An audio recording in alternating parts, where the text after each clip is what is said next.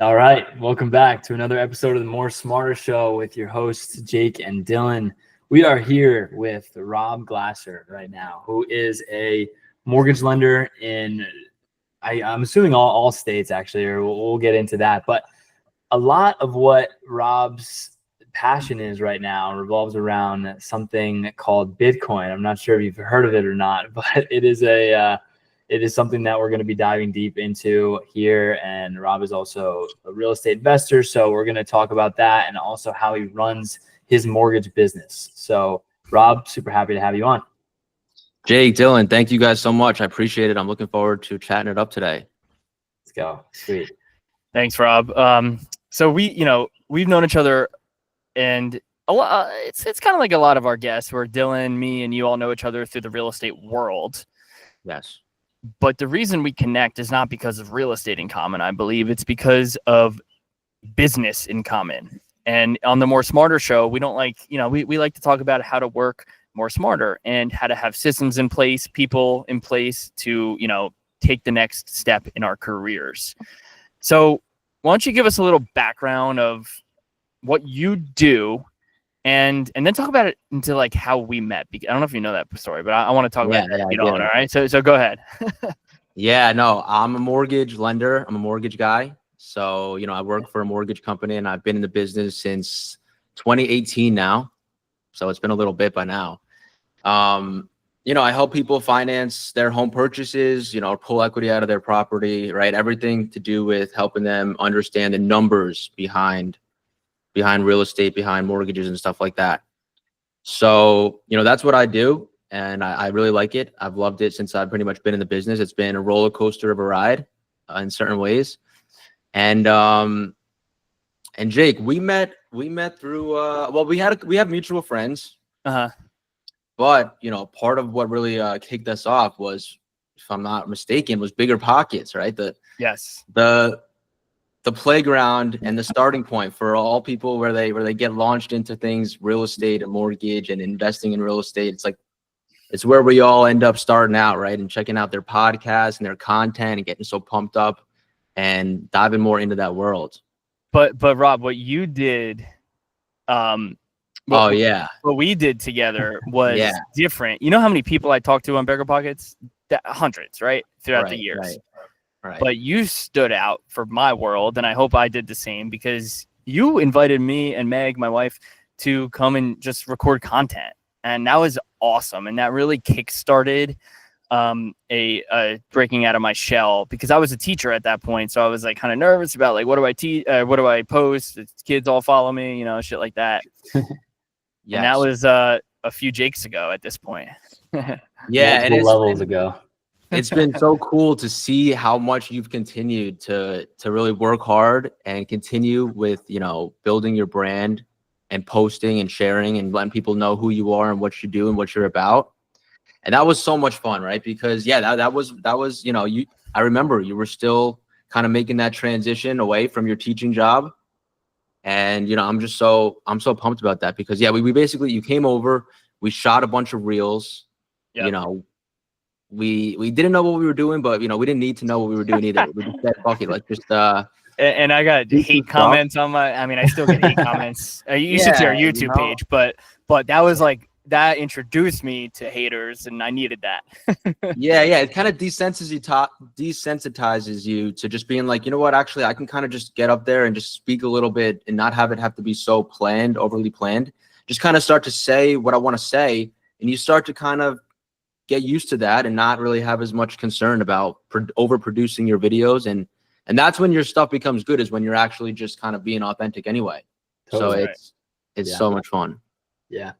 I used to do that in high school actually. And that's when that's why I'm very comfortable in front of the camera and talking freely. And it's huge. It's really, it opens up a whole new world of stuff. But actually, so Rob, with that, did you do that with any other realtors? Like, was that like a pretty good business model to get more business? Yeah, I did do it with a handful, but we did the most though, for sure, because Jake was really into it himself. Like it was a win-win. And him and Meg were so pumped because they wanted to get started in like making content. But that was the thing with me and a lot of other people too. But like whenever I approach realtors, and I try to say like obviously I'm a mortgage lender, so most people know that realtors can be a great source of business, right? If a realtor's got a buyer, every realtor's got their lender or their couple of lenders that they send their clients to. Yo, call my guy and get pre-approved. So obviously that's a big connection. But for me, like anytime I'm approaching a realtor, I don't want to just I don't want to just call you and say, hey, let's just go out and get some lunch, because why the hell do you want to get lunch with me? You know what I mean? Like if I want to have something where it's like, hey, I have an idea, and then maybe if we work on it together, it can generate us both or you some business. Like I want to come leading in with something of value. So my plan was like, let me help some realtors try to create some content, be like a motivational thing. I can help them come over. I can help them with the filming, kind of give them a little bit of a blueprint to like start making their own content. You know what I mean? Because perfect example was how it worked out with Jake. Like if he thinks, hey, I went to Rob's and that helped me like kind of just see from start to finish, now I can make my own content. Like he's going to forever be like, you know what, that was really helpful. Totally. And it worked out perfect. So I never want to approach people without some type of like, because why would they want to get lunch with just if a random guy was just like, hey, let's go out and get lunch, so that way I can take something from you at the end of the day. Yeah. So, I'm so happy you said that. I love that, because the amount of times that I've been asked to lunch or coffee and it's just a waste of my time is just like is stupid. But I gotta say, I'm even more stupid for doing it multiple times, and I and I have done it multiple times. So now I don't do that. So I'm glad that you kind of changed that perspective and say value add. I'm gonna cause that to get more business, and that's more smarter. It really is more smarter. Yeah, and it was my introduction to thinking differently. I was on a real estate team back, like I probably had switched already, but one time Rob and I connected, but like I was always about kind of like showing up and being available and just kind of like employee mindset. And I never just like, I saw what Rob was adding value to me in that way. And I was like, wow, that I should be doing that to other people, not just, meeting them at a house. I should be adding value. So that changed not only my social media life, but it changed my mindset, which is more important. Yeah, absolutely. Yeah, it's like you got to have enough humility to know like there's a lot of other realtors and lenders, in this game, right? And why should we shouldn't just think that anybody owes us their business. You know what I mean? We should try to be thinking, how can I like stand out? How can I actually make this person want to work with me, or feel like if they don't work with me, I might be making the wrong decision. You know what I mean? It's the quote, like it's a numbers game. Fuck that. Like you just proved that point where like I have I talked to 100 people in Bigger Pockets at that time, but you were someone I connected with because it's not a numbers game. It's not throwing your dart at a dartboard. It is intention. So numbers game is for not people on this podcast. But let's play devil's advocate here. You have Please. to do that. You have to do that to start. I think you have to, and you and I have gone back multiple times, Jake, about this, where I think you need to go through some sort of phase of working not smart, not more smarter, and in order to snap yourself into saying, what am I doing? And that drives that more smarter, where it's nothing but more smarter. And I could agree. Yeah. So you need to go through that phase where you're DMing a bunch of people saying, hey, let's go out, let's go get coffee, let's go get lunch. And you take a bunch of new agents out and it leads you to nothing. And then you're like, oh God, what am I doing right now? I just spent $150 in the past 3 weeks on lunch that I'm never going to get business for. and that's something that now it's like, all right, I'm never doing that unless it's actually someone that, I've got to figure out a different way then. And that seems to what you did, Rob. Yeah, it's both. I mean, both things are true, right? It is a numbers game, but that doesn't mean that, you're not going to improve as time goes on and get to a point where, you can afford to be a little more selective perhaps with who you are spending your time with. And it's also true that, you can get better at doing what it is that you do. So that way you have a higher conversion rate and you add more value to whoever you're working with. I always just think to myself, like, how would I want to be treated if I was working with a lender or a couple lenders and trying to figure out which one I was going to go with. I mean, obviously price is always a consideration, right? The rate and the fees and stuff like that. We can't deny that. I wish it was never a consideration, right? We wish it was just, you know, who do you popularity? Like? Yeah.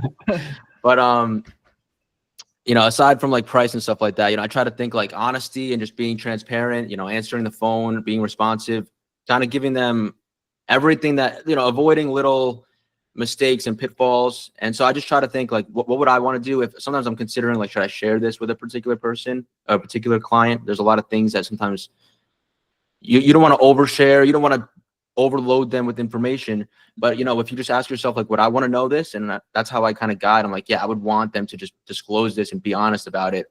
And it's helped me just be completely honest. And I try to be radically honest and transparent with people that I'm working with nowadays. And sometimes, honestly, you know, it doesn't always work, to be honest. Sometimes you lose business to guys that are more salesy and kind of like using a slight amount of like deception, you know, like they're saying, oh, like I got this special product here that don't like, you know, whatever it might be. I kind of just educate the customer about the way it works. So that way they understand like, oh, like this is why he can do this or why Rob can do it too, or any mortgage company can offer this. Actually, I try to be more honest and, you know, let the chips fall where they may sometimes.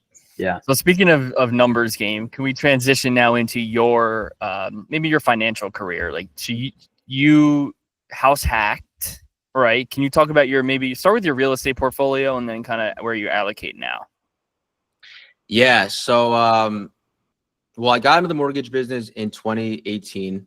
I was similar to you. I had like a 9-to-5 job. I was working at a CPA firm.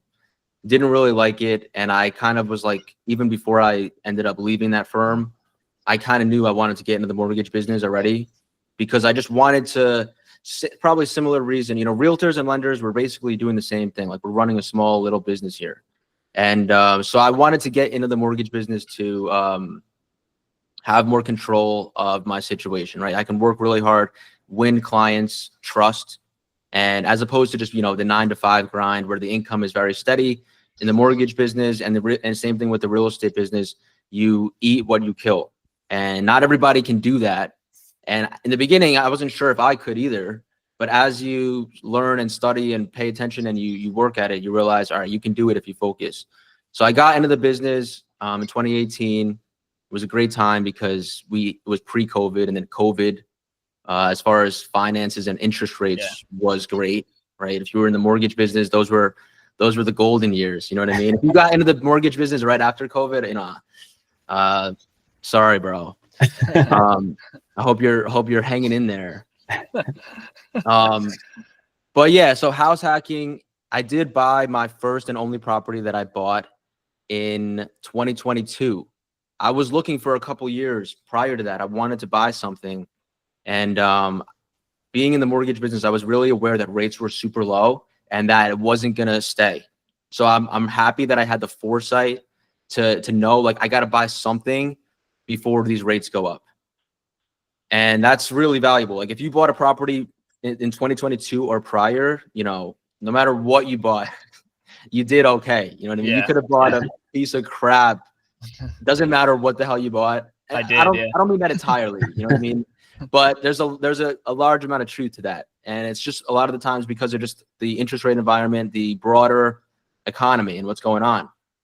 And, you know, that obviously can take us into like the other topic, the whole Bitcoin and bigger monetary and the way money works topic and stuff like that. But so I bought that property and it was great. And I ended up selling it actually. I didn't think I was, you know, Jake, I just watched where you were talking about your condo, your first property. And I don't remember if you said or not, if you ended up selling it. I know you were posting about it a couple weeks ago, months ago now, by now. You kept it. Yeah. So, you know, I bought the property thinking I was going to hold it forever. I had the low interest rate and it was a great property, you know, and that's my house hacking, you know, bought it, owner occupied, moved in, had the tenants paying me rent, had the super low mortgage rate. I did end up selling it, so I don't have any real estate at the moment. It was a good time to sell. It's still a good time to sell. You know, if you're a seller in many cases, you know, you guys could probably agree with this. It's a seller's market. It seems like it's going to be for a while in many situations. Yeah. So you house hacked. I've been to that house. It was a really nice property. It was a 3-family. Yeah, 3-family. Yeah, Bayonne. 3-family in Bayonne. Yeah, that's great. And you just real quick, did you buy it with tenants in it or did you rent it out? I bought it and 2 units were occupied already. Okay. I actually was renting already in the unit that I just stayed to rent in. So it was actually my friend's property and I bought it from him. That was really, what helped me out actually, because going onto the market is so hard. Okay. Yeah. It's like you're going out there, and this is why, I feel for all the buyers out there, so realtors and lenders, like, you got to really have that empathy to know if you're a buyer, it is really difficult because you're going house to house sometimes and you're looking at the prices and compared to what you get, you're like, I don't like any of this crap. You know what I mean? It's so expensive in many cases. It's hard. It's not like it was at one point where the numbers, it's like that makes sort of sense because I could buy that and the rent is going to actually take care of most of my mortgage now. It's not really like that in most cases now. So you have to have, as a realtor or a lender, I recommend you really have that empathy and don't over push your clients because it is hard. So it's interesting. It's interesting you feel that way, and I totally agree. But it's interesting you sold when you feel that way because you know how hard it is to be a buyer. Yeah. Yeah. Yeah. Well, for me, the property was an investment. You know what I mean? I actually ended up moving out of the property. I've got an apartment that I rent here in Jersey. It's just like nothing crazy. It's not where I want to live like forever or anything like that. But for me, the reason I purchased that property was money/investment, right? There's 2 reasons you could buy a property. You could either buy it for the sake of using it, right? It's utility, the roof over your head, living in it, sleeping in it, raising a family in it, having some space from the street and your community from it, right? Whatever. And then the other reason you could buy a property is for or it could be a blend, of course. But the other reason is the numbers, the fact that, hey, I'm buying this property because I think it's a good place to put some of my money. I think in the future, this property might be worth more.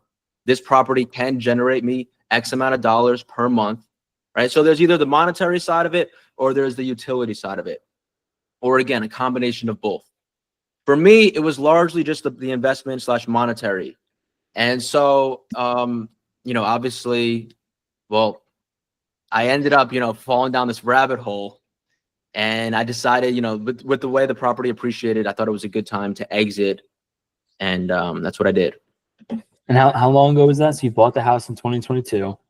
Yeah. And how long did you live in there, and when did you sell it? Bought it in 2022. I ended up living in there for at least another year and a half or so. And you have to, right? Because Yeah. the primary residence rules, you have to live in that property for about a year or more.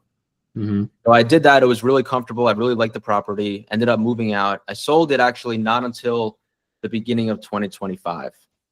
Got it. So the So beginning. you waited the 2 years for capital 2 years, gains yeah. and all that. Oh yeah, actually I needed to because I moved out. Yeah. So it's like 2 out of the last 5. Yeah. So I was getting to the point where I think at least whatever the calculation is, I needed to sell it somewhat soon. I did want to avoid that capital gains tax for sure. Yeah. Nice. Yeah. Wow. Okay. So in everyone's mind, right? You have a low interest rate. You have this beautiful 3-family house in Bayonne, right? So Hudson County, very nice. It's not like it's ever going to go down in value, really close to the city, all that sort of stuff. So in everyone's mind, this is a great investment. What could have possibly been more appealing that made you want to take your money out of this? I wore the shirt for you guys, because I had to, because I love talking with you guys. And I love watching those first episodes that you guys posted. I was watching every single one because there was a couple times where you brought up Bitcoin and I could see you guys getting there. I'm like getting so excited. I unintentionally fell down this rabbit hole in the beginning of 2024. I wish I fell down it in 2023. Yes. But I fell down it when I fell down it. And, I was watching what's great about the mortgage business, and same thing with the real estate business. There's so much content out there of top producers and really smart people that have a lot of experience post about how to build their business, how to talk to customers, how to script, right? So I would devour that content, mortgage content, and I'll be writing down the scripts and kind of like practicing a little bit, and that stuff helped me so much. And I'm just so that made me love the mortgage business, and it helped me get to a point where I was like confident early on in my mortgage business career. And then I was watching some of the same stuff, but the guy that I watch, one of the best guys to watch, and even for realtors, I don't know if you guys have by any chance heard of Tim Brahim, just the man in the mortgage business, long mortgage career, big time top producer. He coaches a ton of top mortgage guys, and I would always watch his stuff because his stuff is really great.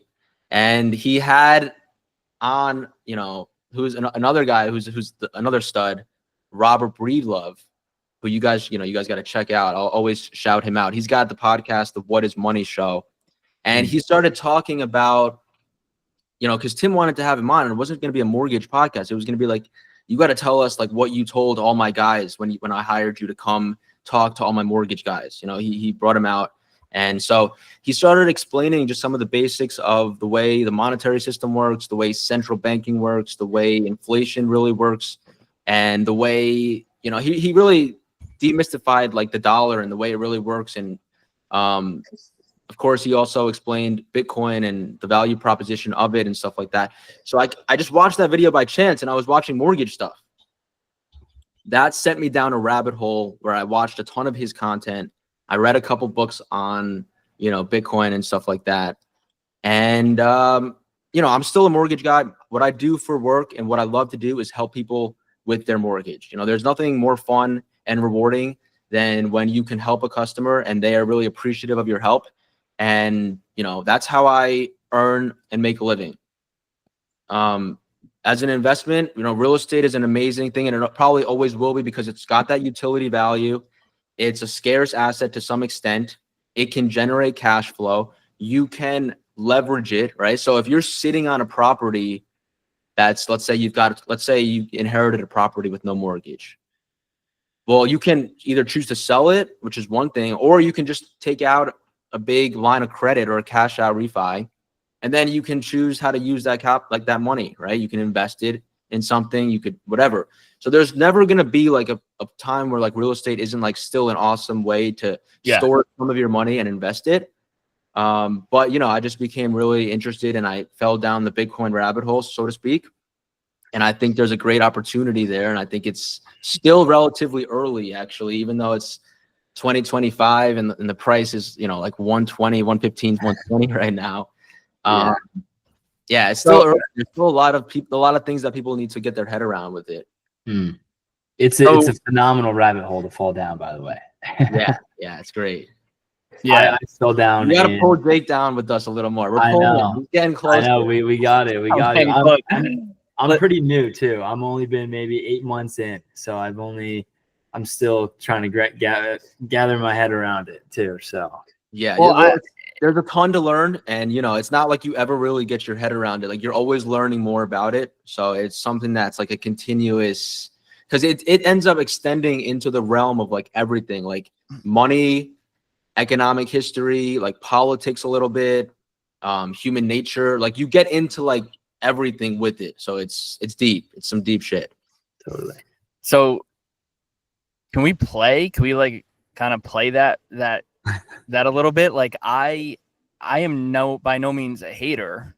I just want to really clarify that. I'm going to sound dumb if I say that anything stronger than that. So but like maybe for the sake of this conversation, I could play devil's advocate, because I do have some opposing thoughts or questions, I should say, that I don't fully, I guess, understand. So maybe we could kind of get into that. I know Dylan's a little closer to you, your thinking than I am, Rob. So I guess start me off. Like, what? Well, yeah. I mean, so where I kind of got orange pilled was through Jack Maller's podcast, where it was a 15-minute. He, in my opinion, he's one of the best people at explaining Bitcoin. It's just like very good. And it was a 15-minute clip, and he was talking about what money is. So that's when you brought up that like what is money show. That sounds really cool. because he just broke it down. And I mean, like I could explain it, but I bet you would explain it better. So I'd rather hear you explain it. There's a lot of ways. There's definitely a couple ways to define money. It doesn't necessarily have to have like a concrete one definition. You know what I mean? But the way Jack Mallers explains it, and he is a great person. He's a really smart kid, and he's a great person for anybody to just watch some of his stuff, because the way he explains it is, your money is your time and energy stored, right? Therefore, you can store your time and energy really in anything. Obviously, the most common situation is, you go into the market and you get a job, and you're giving your time and your labor, and in exchange, you're receiving money from your employer or from a customer, right? So usually that money happens to be, of course, dollars. It's fiat money. It's what, we all use, and it's what we're, to some extent, to a large extent, legally required to use, right? You can't pay your taxes with gold or something like that. You have to pay it with dollars. But then, so let's say you've got these dollars that you just earned, right? Or you just sold a house for someone, I just closed a loan for someone. I've got X amount of dollars, right? Well, if you leave it, that's your time and energy, right? Like, or if you just went out and you worked a full day of of mulching for someone, your time and energy, your physical, like putting the mulch in the wheelbarrowing that stuff, that's your literal time and energy. And then in return, you have this money now, right? So you converted that time and energy of yours into money. And so that's really what it is. And then, you can use all these different types of vehicles to store it, because if you leave let's say your time and energy in these US dollars, for example, well, we all know to some extent that over time, the X amount of US dollars seems to buy us less and less goods and services over time. Yeah, of course. Right? So basically, money is just, in the way that Jack Mallers explains it, and obviously, I'm not hitting on everything here, nor probably can I. Nor do I claim to be a complete expert on it, anything like this. But it's just a way to store your time and energy. And so then when you look at the properties of the different investment classes or ways that you store your money, if you buy real estate, if you buy a stock, if you buy an index fund, if you buy Bitcoin, if you buy gold, these have different properties to them. And therefore, you want to consider these different properties to store your time and energy, if you will. So why is Bitcoin, or I guess crypto, or should I just say Bitcoin? Why is that a good store of energy?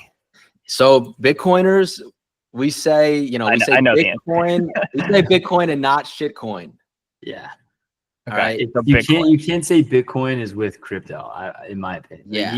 Maybe Ethereum is like the only other thing, but Ethereum is attached to all those altcoins. So that's why, Bitcoin is like a freestanding kind of, it's like the cryptocurrency, obviously. They're equally invisible to me. So I need this explained, how they're different and what's going on with that store of energy. Well, the main difference is with Bitcoin, at least, it's important to differentiate Bitcoin and then everything else. Okay. Everything else arguably is very different than Bitcoin. It doesn't have at least one major property to it, which is the fact that it's decentralized. Okay. Everything else, like Ethereum, you could call it a crypto, but you could also, to some extent, at least, you can call it a company. It's a centralized thing. There's, the management team. There's that guy, whatever his name is, Vitaly, I think, that little bald alien looking dude. Yes. You gotta trust to some extent, these people, and they are like the head of the body, if you will. You know what I mean? So if you cut off the head, the body's done, right? So to some extent, at least, it's not always like completely black and white like this, but everything else is arguably like a centralized project where there's like people that directly benefit. They're trying to say, buy my crypto, buy my thing. You know what I mean? But they benefit from it. And obviously these other cryptos can have certain utilities and things that they do, you know what I mean? So that's different, I guess. But and with that, before you continue with that, it's almost like the Wolf of Wall Street kind of example, where there's a lot of rug pulls, and people like Jordan Belfort, they own stock and then they try and sell the shit out of it, and then they yank all their stock out. That's what like a meme coin is. That's what it's just super sketchy. And when you invest in something, someone who owns a ton of Bitcoin, couldn't they do the same? If Michael Saylor sold all his Bitcoin, what impact would that have on the price of Bitcoin? Well, so Michael Saylor owns a lot of Bitcoin, but still he only owns maybe like what, 4% of Bitcoin? That's still nothing compared to these meme coins where people like that girl, Yeah. the Hawk Tua girl. She owned That's like my girl. Yeah. 85% of her meme coin, and she sold all of it. And it was like Easy on my cashed girl. out. Easy on my girl. I love But she her. cashed out like $40 million and she fucked over all these people. And so like even if Michael Saylor, the only person that owns that much is Satoshi himself. Satoshi, yeah. All right, let's let Rob talk about it. We're idiots. Yeah. No. I'm glad you explained that perfectly, Dylan, because the difference is that nobody actually you can own some Bitcoin just like you can own some gold, but nobody controls Bitcoin. With Haktua, she and her little team of, influencers there, they own and control the supply. So they did that rug pull to some extent, at least. They said, hey, buy our thing here. And then they have the ability to start selling it. And they have a certain aspect, if not complete control over the supply issuance. There's a whole conflict of interest, right? Michael Saylor might own a ton of Bitcoin, but he isn't the one that's controlling, nor does anybody control Bitcoin. It's actually controlled it's decentralized. So the holders of Bitcoin and the nodes and the miners, they actually run the software that upholds the network. So there's not like a top-down thing where it's like, somebody at the top is running the show. They have a certain percentage or ability to issue more Bitcoin or anything like that. It's upheld by the holders of Bitcoin down here, and it's spread out. So the more nodes there are upholding the network, if everybody is like, oh my God, I love Bitcoin and I want to make this work, then you can run a node, which basically just means run the software. And that's how collectively the network is upheld and decentralized, because each node to some extent contributes to the total ownership of Bitcoin. That makes a lot of sense. So that's a great explanation. I didn't know that the other cryptos were not decentralized. I thought crypto equaled decentralization. That's not the case? Yeah, that's not the case. That's the one thing that Bitcoin is decentralized. That's the one differentiator. It's decentralized. Everything else. And look, decentralization and centralization is like a spectrum. So like you can be like extremely decentralized or extremely centralized. So it's not like yes or no necessarily, decentralized versus centralized. But everything else, nothing is even close to as decentralized as Bitcoin. And a lot of these other projects or cryptos and stuff like that are extremely centralized, which is why they're very risky, why the people promoting them have a conflict of interest. So you can't really trust what they say as much because they're promoting their own bag. If I can ethically tell you guys, buy Bitcoin or at least buy or study Bitcoin or buy or study gold, because I don't run that show. If I've got my own company and I say, hey, buy stock in my company, well, I can't ethically tell you to do that without at least disclosing the fact that I'm going to financially benefit if you guys do that. Totally. Yeah, exactly. Yeah. So I think we did a pretty decent job explaining what Bitcoin is and why it's kind of good. I want to dive a little bit deeper, and I think this will kind of put the nail in the coffin for why Bitcoin's great. To Rob, where you sold this house, you sold your investment property, your house hacking property, and we're all in real estate. We all know that it's a great investment. You sold it to put all this money into Bitcoin. What was that kind of process like? You sold it. You went through this rabbit hole of Bitcoin. You listened to that podcast, and now you're like, all right, I need to sell this house and put all the money I possibly can into Bitcoin. What was the process there? Well, like I said, you start studying it, you start researching it, you read, and you go nonstop, kind of just learning. And like anything else, once you have enough information about something and you've put in the work, right, studying something or whatever it might be, then you can have a pretty decent opinion and you can have a decent level of conviction in something. You know what I mean? So people that are, and this goes with anything, right? Like people who don't know how real estate works, they might be really afraid and tell you and talk you out of purchasing a certain property, right? Because they're not aware of maybe what you're aware of, because you've studied a particular market, you've studied the rental comps, you've studied the sales comps, you know the business that's coming to the town and why it's probably going to develop further, right? So when you study and you put the work in to really understand something, and enough of that work, you then have enough confidence to make a decision, and you believe you're making the right decision. You know what I mean? So, like I said, it just starts with putting in that work and really studying and studying and studying before you make a really strong stance of, hey, I'm not, and you shouldn't do anything without studying. Like, nobody should blindly buy or invest in anything without, you're taking a big risk if you do something blindly like that. So, but are you? Because I agree with your real estate analogy that, like, I think I'm in the 99 percentile of North Jersey real estate knowledge, right? I'm not saying I know more than other real estate professionals, but most people don't know real estate situations. So I feel comfortable investing my time, energy, and money into that because I'm at an unfair advantage. But the way I mean, my Twitter algorithm thinks that I'm a Bitcoin fanatic. So the way I see my Twitter For You page, it's like all you have to do is buy Bitcoin. Like, you don't have to study it because Rob did or Michael Saylor did. I don't have to know shit. But, like, I would never say that about real estate. I would say, hey, my house is a lot different than that house across the street, and here's why. And there's more to it. But you're saying, I mean, people say it's just as easy as buy it and do nothing for Bitcoin?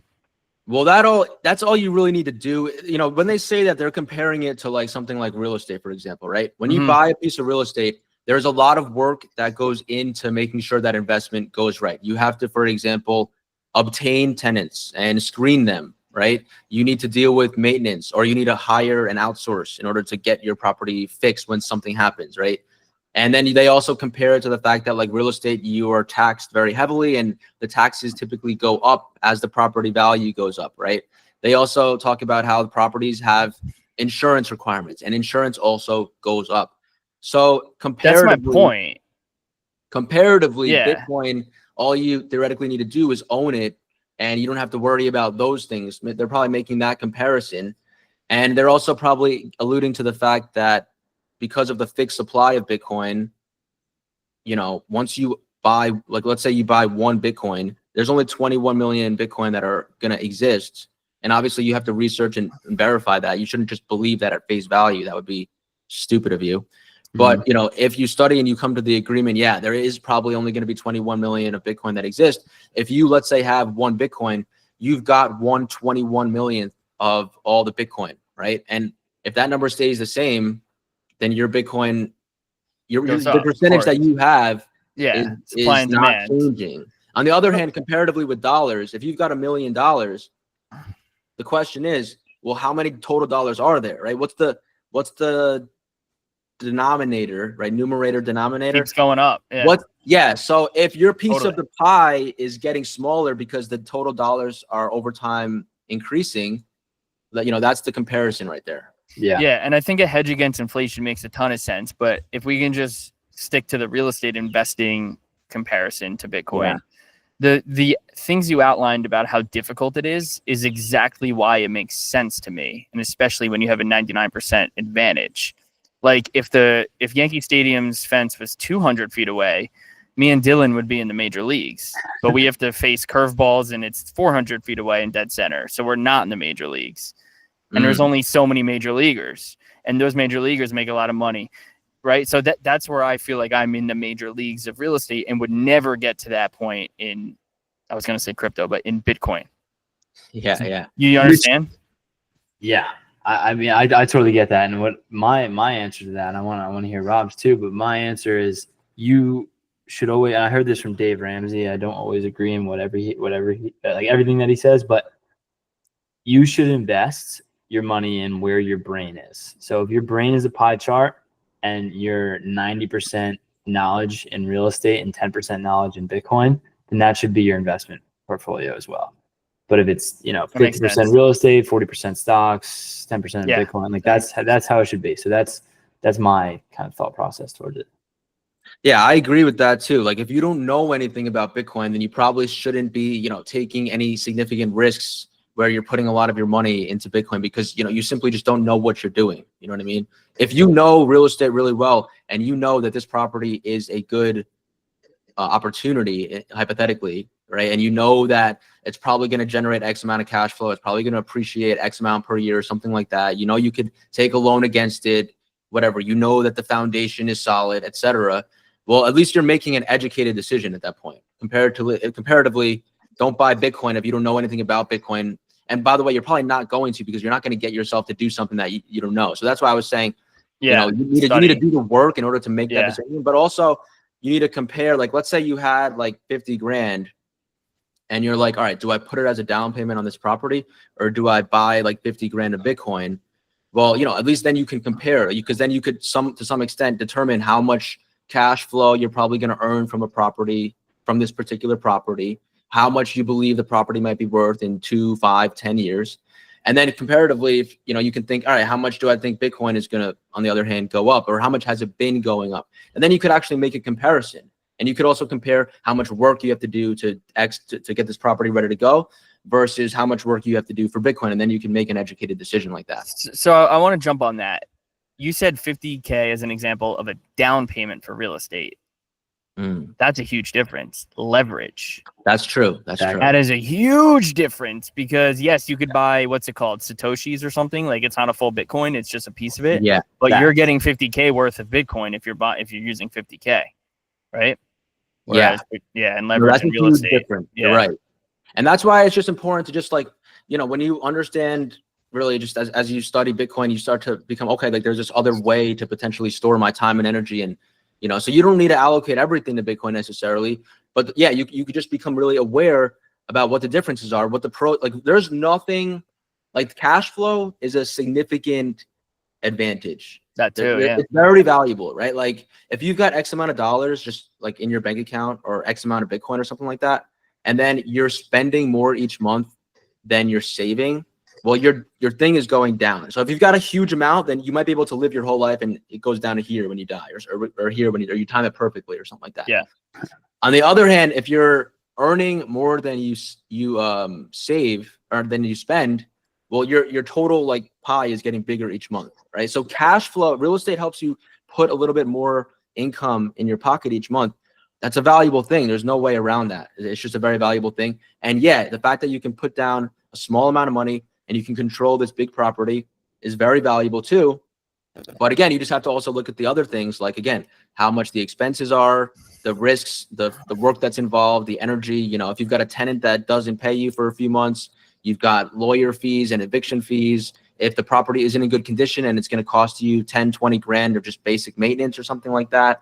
If the taxes are going up every single year and the insurance is going up, the property might be getting more valuable, but there's like all these clause taking money away at the same time. So it's just a matter of knowing, and then you can make the best decision as far as how much you want to allocate, or where you want to allocate a particular amount of your money.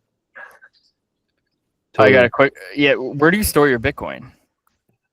Well, with Bitcoin, one of the really important and revolutionary qualities that it has is that you can custody it. So you could do a couple things. You could buy it on an exchange like a Coinbase or a River, or there's various ways to buy it. And then when you buy it, they're holding on to it, right? Like, if you own some stocks, you probably own it, but really, like, no, you're not holding it. Yeah. Fidelity's holding it, or Charles Schwab is holding it. With Bitcoin, one of the things that makes it different than all these other investments that we're used to in this, like, world that we're living in, is that you can custody it, which means that you can, have it sent to like a wallet that you control, and that you basically are the only one that knows. It's very cryptographically protected. It's virtually impossible for somebody to hack it or take it from you. And, if you think about, like, when you study Bitcoin, you start to learn about, like, for example, back in the 1930s, when, I forget which president it was, Executive Order 6102, they took all the gold from the people. They said, gold is no longer allowed. You've got to give it to us. And if we catch you with it, we can send you to jail, or we can fine you, like, big money, right? So if something like that happens, like, they can theoretically maybe take your gold much easier than they can take your Bitcoin, for example. So you could custody it, you could leave it on exchange, but then you're leaving it with counterparties, and there's a risk that they close that exit. They could say, hey, due to this particular reason, it's going to be a bullshit one. It's going to be gaslighting. Yeah. They're going to say, It's a national security thing. You're not allowed to take your Bitcoin off of the exchange, right? So you can custody it properly, and that's one of the revolutionary things is you can have it controlled. Then only you or your whoever you trust, or you could hire like a multi-state custody situation where you and another entity that you pay are the only ways that you can access it or spend it, for example. Do you think that would happen with an exchange? Because I'm silly and I have all of it. History suggests that there's good reason to be suspicious that something like that could happen. Yeah. That's what a lot of like developing countries, that's what they do. They like if you're let's say you're somebody living in a developing country, like some whatever, right? Developing country, and you have your national currency, like your pesos or something like that, right? What these people do oftentimes is they want dollars. They want, because dollars, even though dollars are still bad in terms of like holding your purchasing power, they're still way better than like some of these developing countries, because those things hyperinflate like really fast. You know what I mean? Yeah. Like the price. So they try to exchange into dollars because dollars are still relatively like more safe. But what these countries will do is they'll close that exit, and they'll make it so that it's either illegal or they'll do what they can to prevent their citizens from exchanging into dollars. You know, so that happens. And if you study like situations about how that's happened, you start to realize, you know, things can happen. You don't think like we might look back and think it's silly to have so much trust in this custody name that I don't think you named one, but like I probably never heard of it, and like that holds all your assets, right? Well, it's all on the network, so it's all like able to be audited. It's all open source, right? So like compared to blockchain. Yeah, like the Fed, for example, like we don't know like how much money they have and how much money they're printing, you know what I mean? Because like, they don't tell us, you know what I mean? Yeah. But they're doing it and they're controlling it like on their keyboards and stuff like that. With Bitcoin, everything is open source, so we can all like audit and see, and nothing is like hidden. And the other thing is, again, once you study it enough and you study the technology and the fact that it's decentralized and the fact that it's made it this far since 2009, you see the adoption that's happening. You start to become more trusting of it, actually. Totally. And think this actually might be the safer way, because, you know, if my money that's in the bank, you know, it's only mine once I get it out, and if they let me get it out, right? If you want to take a big amount of cash and send it to your friend in another country or your family in another country, or even just like Zelle someone, like you can't Zelle someone more than like a few K, you know what I mean? You can't take out more than a few K of cash at a time. So we're going to like a cashless society more and more, and you have to realize the risk that you have just owning cash. Just like I said, just having cash arguably is a bigger liability because of how much control they have and of your ability to send it and access it. For example, Bitcoin permissionless send. You can send if you've got, you know, 1 million Bitcoin, you could send that in one shot, and nobody has to. You don't have to get permission from anybody to do that. Yeah. Yeah. So, Rob, I know you're not a financial advisor, but yeah, definitely none of this is financial advice. What I tell people, by the way, is I try to tell them, like, look, you don't need to do whatever you don't want to do. I recommend as a friend to my friends and my family and stuff like that to study it. Like read this book, read these books, watch these podcasts, and you'll start to, because the media gives you one sense of it too, right? Which obviously is always, whatever the media gives you is always not trustworthy and not accurate. But I just tell people to study it and learn about it, and you know, the rest will take care of itself. Yeah, totally. Okay, so, but with that being said, you're in real estate. You work in real estate full time as a mortgage lender, and you have bought and sold property. You're also a big Bitcoin guy. Where would you kind of recommend people to take their hard-earned money? Do you think it should be the combination of both? Do you personally, obviously, it seems like you're going more like the maxi Bitcoin route, which is you know, awesome. I really admire that. It takes a lot of guts, especially being like kind of like a front runner to it. Like where would you kind of recommend people to be at? And so kind of just full disclosure for myself is I'm a real estate guy. I love real estate. I'm looking to buy my first property this year, and saving up US dollars right now in a money market account where, you know, getting interest on that, and all of that money is going to be going towards a property. Now I do have some Bitcoin, and the way that I look at Bitcoin is any money that I could throw in a fire, I'm gonna put it towards Bitcoin. So if I have like maybe a couple $1,000, few $1,000 in there, and if Bitcoin went to zero, it's whatever to me. But obviously, I want it to go as high as possible. So where would you kind of recommend people to be at with their kind of investment strategy? I think, if you've got a house, you should sell it and you should dump it all into Bitcoin. If you've got a house, you should mortgage it and you should dump it into Bitcoin. If you've got a kidney and you could go without it, you should sell it on the black market and you should go into Bitcoin with it. No, I'm totally kidding. Let's go. I'm totally kidding. And look, people have different situations, right? Like, I'm a single guy, I'm 31. That's a very different situation from somebody that's like 40 and has like a wife and 4 kids. You know what I mean? You can't necessarily take the same amount of risk or, whatever. So everybody should start with studying, you know what I mean? And at the beginning, it's probably safe and a good idea to diversify. And, real estate is a good place to put some of your eggs. Bitcoin might be a good place to put some of your eggs. Gold might be a good place for some of your eggs. The stock market, or a stock that let's say, of a company that you particularly believe in, historically, you can't deny that the stock market has been a decent place to keep your money.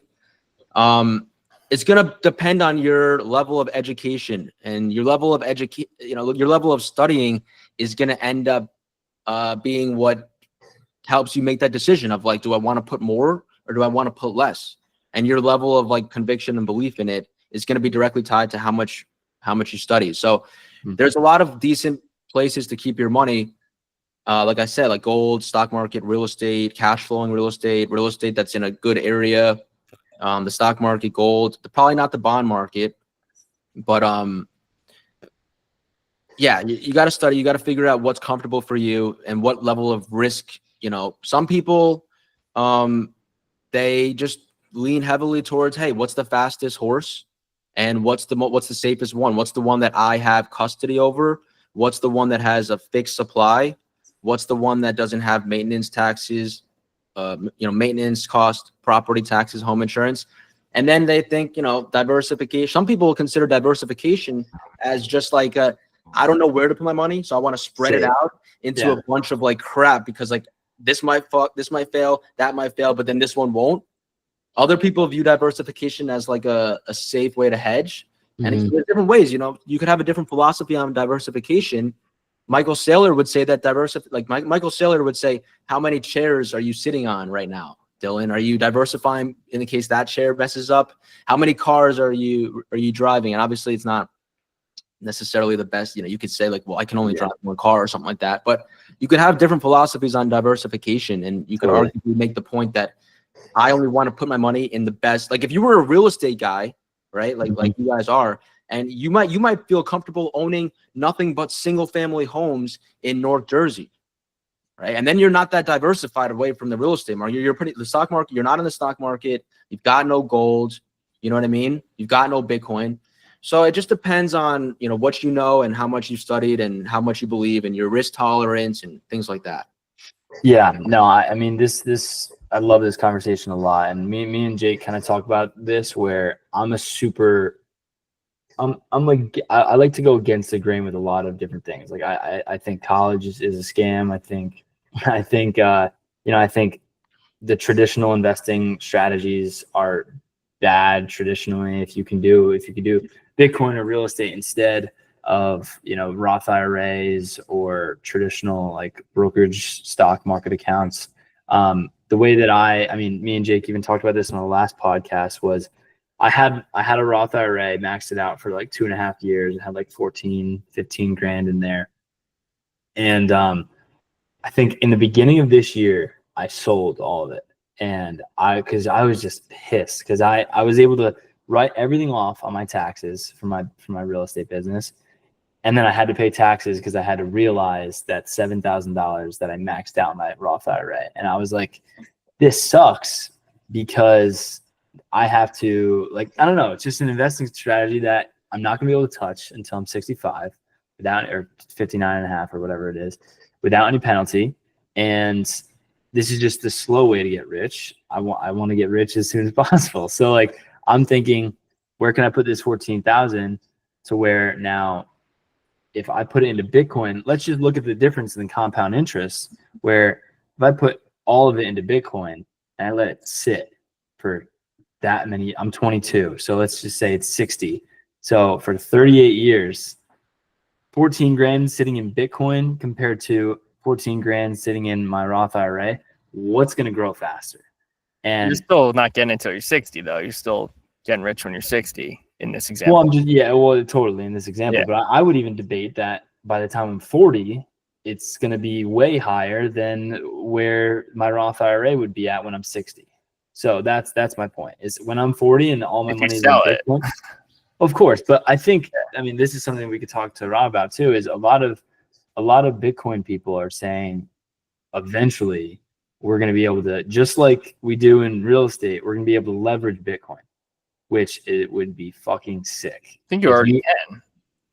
Yeah, I think you Can you? can, but also I think you're right, Dylan, that it's going to get to the point where it's more adopted, it's more mainstream, and there's going to be more businesses that create that option for you to leverage it. So yeah, you might never have to sell it, and you might borrow against it, just like people do with real estate and with their stock market accounts. And yeah, past performance is never necessarily an indicator of future expected performance.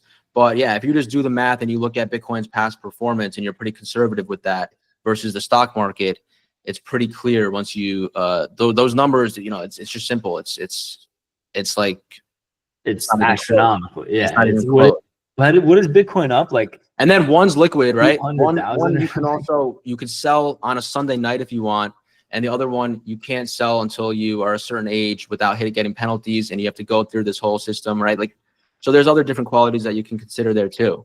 yeah, true.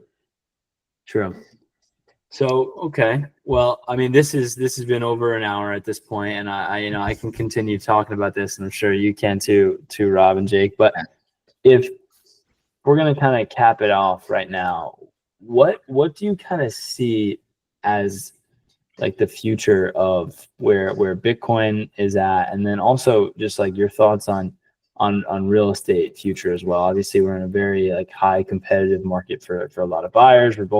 We all three of us work in real estate full time. So if you were to tell us kind of where the real estate market is, if it's at its high right now, and then also where you kind of see Bitcoin in the See, future. I feel that's a great question. I feel like everything in when you measure it in dollars is just like melting up, right? Like I feel like your home value is gonna keep going up. I don't feel like necessarily there's gonna be some real estate crash or anything like that, because there's like not that much supply available, right? And the people that own real estate, they've got a lot of equity in it. And the mortgages that they've got, usually they had to really make sure they could get those mortgages, like they could pay them, right? Because the underwriting is really tough post 2007, 2008. And again, they've got really low fixed interest. Like who needs to sell a house if they've got a 2% mortgage? So I think the situation is very different. I don't think there's going to be like a real estate crash and necessarily that we've peaked or something like that. It's just that the barrier to entry is high. You need a big down payment, right? If you don't have a big down payment, sure, but it's still tough to compete. And the payments are still really high. So it's just harder. It's not like it was 2018, you could buy a property and you could be cash flowing on it much easier than now. Now, if you don't have, in many cases, at least, right, always an asterisk, but in many cases, if you don't have 20, 30% to put down, the numbers aren't going to look too great for your cash flowing situation. That makes me run towards it. That's where I'm different. No, and it doesn't mean that the numbers aren't as. It doesn't mean that you can't still. There's not still opportunity there. It's just that it's harder for maybe, let's say, a 22-year-old kid out of college who's got like 10 grand or 20 grand. It's just the way the numbers are right now. So I think real estate is still a good, and it's still got a lot of utility, right? Like, you know, if you want to raise a family and get married and have kids, I still think it's a better idea to buy a house that's got a backyard and a driveway, and you could put a fence around it, and you could, you know, show your belief in the Second Amendment and protect your family. You know what I mean? So, but, you know, real quick, I'll talk about the adoption comparison with Bitcoin. If you look at the numbers, there's X amount. There's a chart that Michael Saylor posted where he puts like a box of like how many trillions are in the bond market, how many trillions are in the real estate market, how many trillions are in the stock market, and how many trillions are in the gold market. And then there's only like Bitcoin. It's like a little drop. It's like a $2 trillion asset right now. So if in the future, just some of this money, the people that own these assets start to think, I want to have a little bit of an allocation to Bitcoin because I think Bitcoin is going to preserve my capital, which is arguably what all these assets are trying to do, just preserve and grow your capital, right? Why do people buy stocks? Why do people buy rental real estate? A lot of the times it's just to preserve their money, and they think this is the best vehicle to do so. So if you look at that and you think, okay, just a little bit needs to flow into Bitcoin, you start to see that, okay, the numbers could really get crazy because we only have a fixed amount of Bitcoin, and there's all these other trillions of dollars that are in all these other asset classes. But, you know, again, I mean, it's still always, if you're ever in a situation where you're trying to say, buy this property or buy Bitcoin, it's going to come down to, you got to research, you got to study, you got to be able to make a good decision here, because it's not like necessarily just one way or the other. Yeah. Yeah. Really. Wow. Yeah. Great. We'll see in the future where we both come around on, where all three of us come around on thoughts and adaptation. I think all three of us are open-minded, and I think we're always strong in investing, right? Yeah, you never know. I mean, look, there's always things that you're not going to know. You're never going to have all the information. Nobody's got the crystal ball. So, like, even though I believe in Bitcoin, like, I still just want to say, like, you got to really study and know what you're doing before you just dump all your net worth into it, for example. Or don't do that necessarily. Just be smart, study, but there's always going to be things that you don't know, and we never know what the future is going to hold, really. So we got to hedge against that risk and just make the best decision with the information that we have.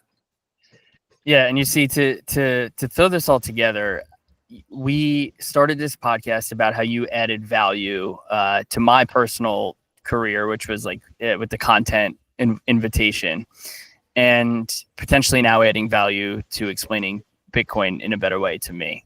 So we are going to say, because we're wrapping up, we're going to say, like, where can we find you on social, and, you know, what are your ats? And, you know, Rob is a mortgage lender, right? He does that. That's his career, and he's great at it. And just because those aren't the focuses of what maybe his value is for this content, that's, I think, the more smarter way, to be honest. And I actually really respect that. We didn't really talk about mortgages.